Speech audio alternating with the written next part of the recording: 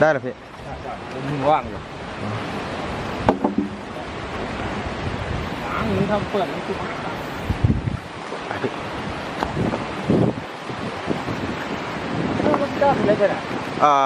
มีคนจับไปก่อนแล้วพี่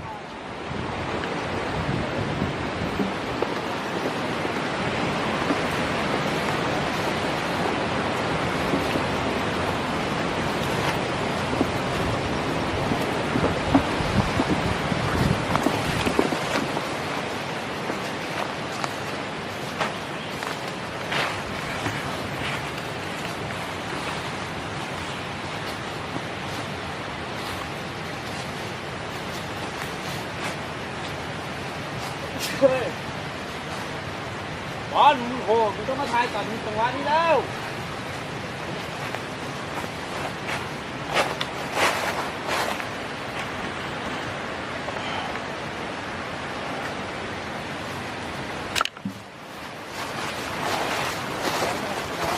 มึงเดินถูกกระโปรงมึงไม่ดีนะข้างอ่ะเที่ยวแม่งกับแบบนี้ไม่ผ่าน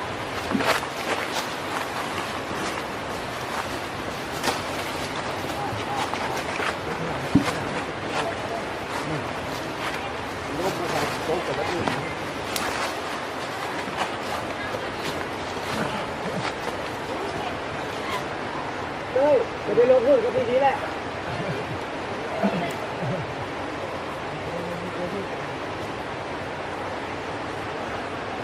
ยุบใบนะยุบใบนี่เลยนะ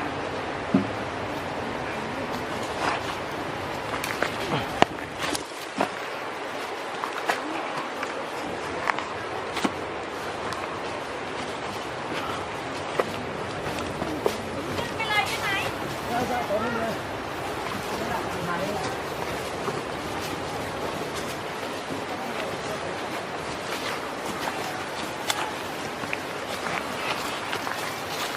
เฮ้ยคือขึ้นไปก่อนมาทางนี้มาทางนี้พวกเลื่อนลงเดี๋ยวแป๊บนึง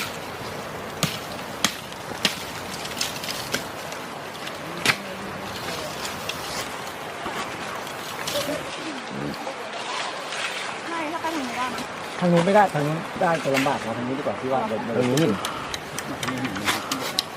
เดี๋ยวกระเป๋าถึงเนี่ยทำในขาตัดให้เจอคุณตัดไปให้น้องเฮ้ยจะเสียบน้องแล้ว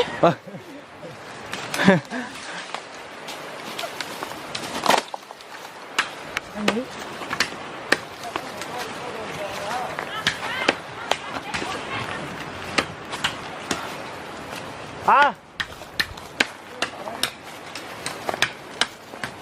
โอเค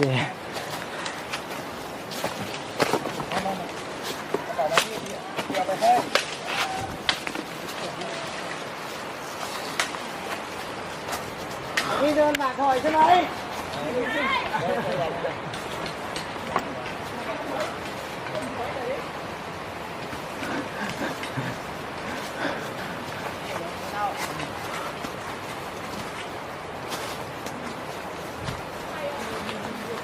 พี่โอ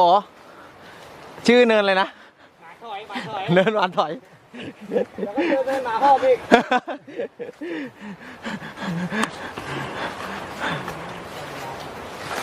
3 โมงแล้ว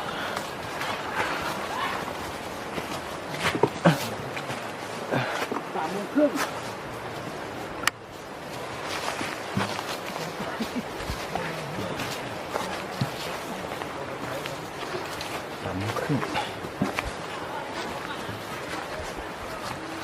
เรื่องคือสั่งไม่กินเหล้าเยอะนะ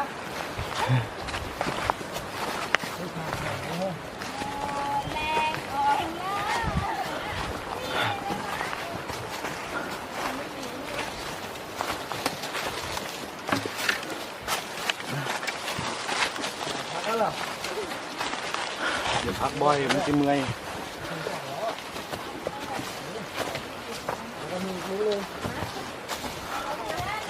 สั่งก็เรียกอ่ะเอาคร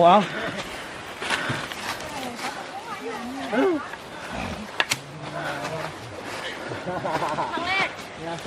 ไม่เคยขึ้นเลยอันนี้ขึ้นมาได้เท่าไหร่มานี่ยังว่าถึง 1 ลิตร 10เลยเฮ้ย ไม่เป็นไร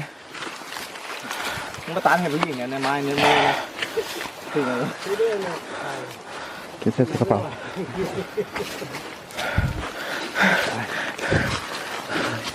ใส่ไปเลย ลูกหาบนี่ก็ลูกหาบอันนี้ลูกหนึ่ง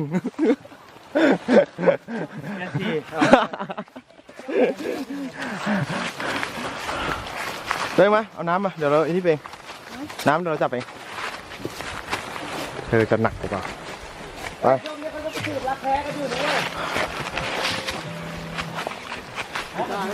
ไปลูกเอาเดียวแค่นั้นแหละ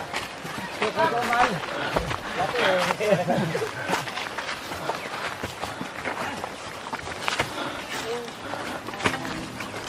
เร็วขยันสู้ๆ ไปได้ติดตัวแล้ว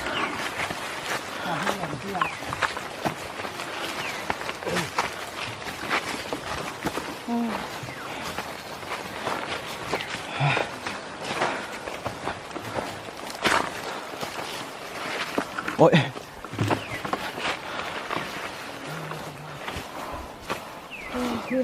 ตามมาแล้วที่เดี๋ยวผมจับเชือกดอกไม้ไปที่ของเต็มมือแล้วมาเป็นคนรู้ถุงกันนะ ปล่อยแล้วนะ2 ถุงเลยนะน่ะ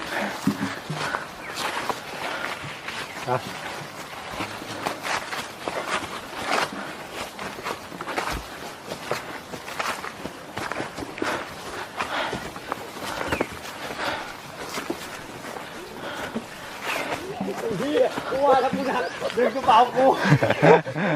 โอ้ยพี่แอ๋ดีกว่าโทษที่ได้ก๊อฟเดินตามหลังมาด่าไปแล้ว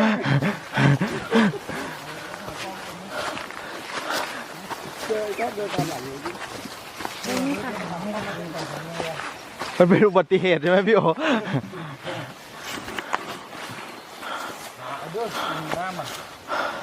อะไรพี่ มะขามป้อมใช่ไหม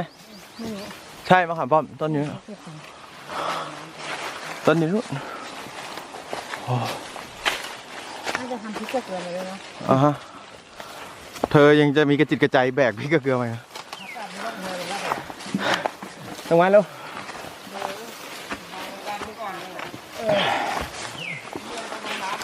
ดูทำไมของลูก พี่โจนี่เป็นพรานมืออาชีพใช่ป่ะพี่เมื่อก่อนรับจ้างเนาะทัวร์3 วัน 2 คืนคืนละ70,000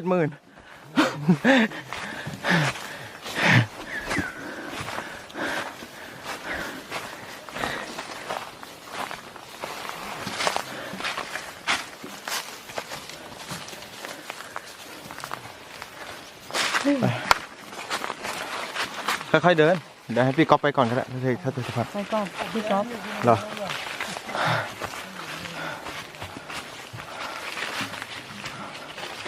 จุดพักเบรกแรกถ้าถ่ายจบคลิปหนึ่งต้องคัดลอกเข้าโทรศัพท์แล้วก็ลบทิ้งไม่งั้นเดี๋ยวเมมเต็ม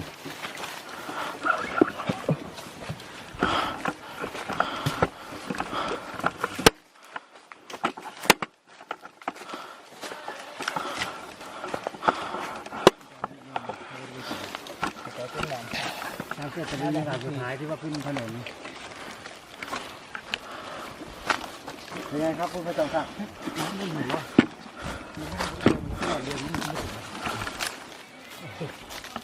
เป็นไงมันขับเหนื่อยที่หายเลยไม่ได้เดินมา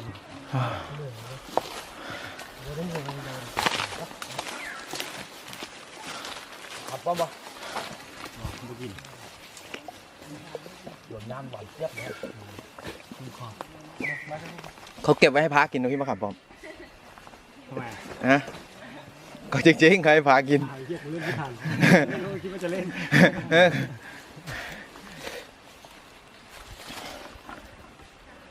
เป็นไงเป็นขยาวใช้ดีป่ะไม่ใช้คืนนี้จัดมันคันจนถึงนู้นอ่ะ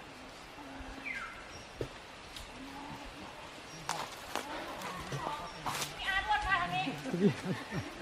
พี่อาร์ตเรียกแอมบูเลนซ์เลยค่ะ เรียกเอมบูเลนซ์แล้ว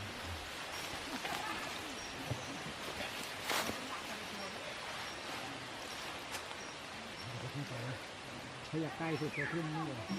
ขึ้นมาขึ้นแม่งถึงเลยทีเดียว แต่เหนื่อยกว่าอย่างเงี้ยเหรอพี่ใช่ไหม มันโหดเลย ชัน เดินอ้อมมาดีกว่าไอ้นี่วงไทยทศมิตรนี่หว่า ใช่พี่ โอ้โหดูดิโอ้โหไอ้เนี่ยยังเหมือน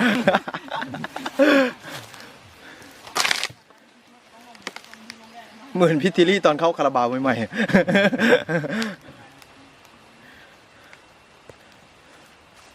โอ้ยตรงนี้มีร่ม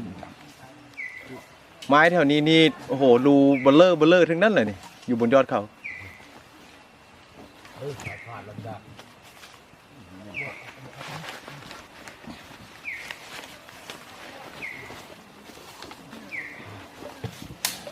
ตรงนี้มีเมียนี่ก็ดีอย่างหนึ่งเลยมีเมียก็ลำบาก ไปแล้วเมียไปแล้ว เมียก็ไปแล้วโอ้ยได้ไปทำมัน โอเคลุยต่อ ดังนี้ไปเล่า